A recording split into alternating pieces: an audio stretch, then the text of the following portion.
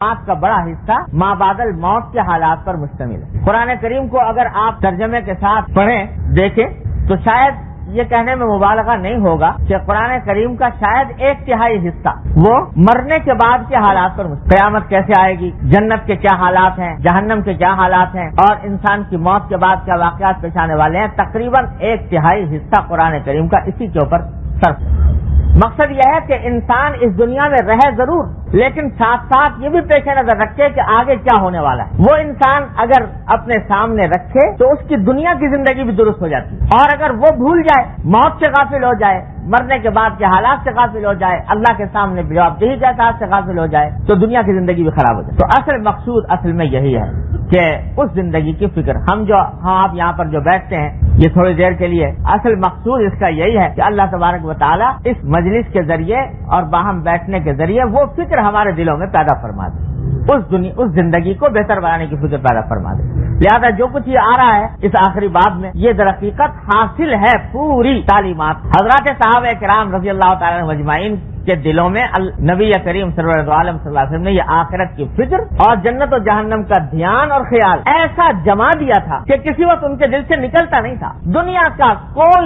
کی کوئی زیب و زینت، دنیا کی کوئی لذت، کوئی مال و دولت ان کو دھوکہ نہیں دے سکتی۔ وہ جانتے تھے کہ حقیقت حال یہ ہے کہ یہ دنیا کی جو کچھ لذت یا راحت ہے یہ چند دن کی ہے، اس کے بعد جو اصل حقیقت ہے وہ آنے والی۔ ایک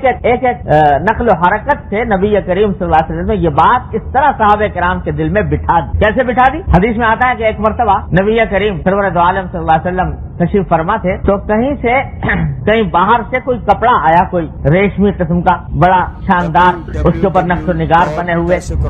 اب عرب کے رہنے والے سیارہ نشین جنہوں نے اس سے پہلے وہ کپڑا کبھی دیکھا نہیں تھا تو صحابہ کرام کے ہاتھ میں آیا تو وہ ایک دوسرے کو دکھانے لگے، بھائی دیکھو کتنا اچھا کپڑا ہے، باہر سے آیا، اس کو ایک دوسرے کو دکھانے لگے، اور ایک سے دوسرے سے تیسرا ہاتھ میں لے رہا ہے اور اس کو دیکھ کر کہہ رہا ہے ایسا کپڑا کبھی اتنا اچھا پہلے کبھی نہ دیکھا نہ سنا۔ حضور اقدس صلی اللہ علیہ وسلم دیکھ رہے تھے کہ یہ میرے صحابہ یہ اس کپڑے کو دیکھ کر بڑے خوش ہو رہے ہیں اور بڑے اس سے تعجب کر رہے ہیں کہ کتنا اچھا کپڑا ہے۔ تو حضرت صلی اللہ علیہ وسلم نے اس موقع پر صحابہ کرام سے خطاب کرتے ہوئے فرمایا کہ کیا تمہیں اس کپڑے کو دیکھ کر تعجب ہو رہا ہے؟ یہ کپڑا تمہیں بہت اچھا لگ رہا ہے۔ آپ نے قسم کھا کر فرمایا کہ سعد بن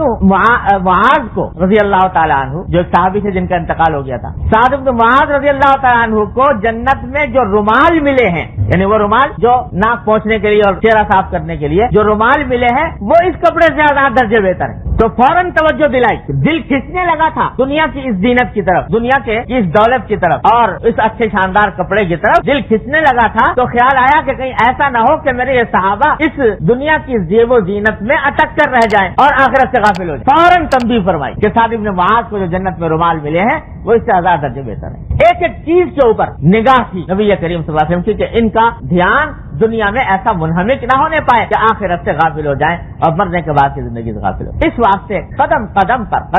پر مرنے کے بعد کے حالات آپ نے بتائے صحابہ کرام۔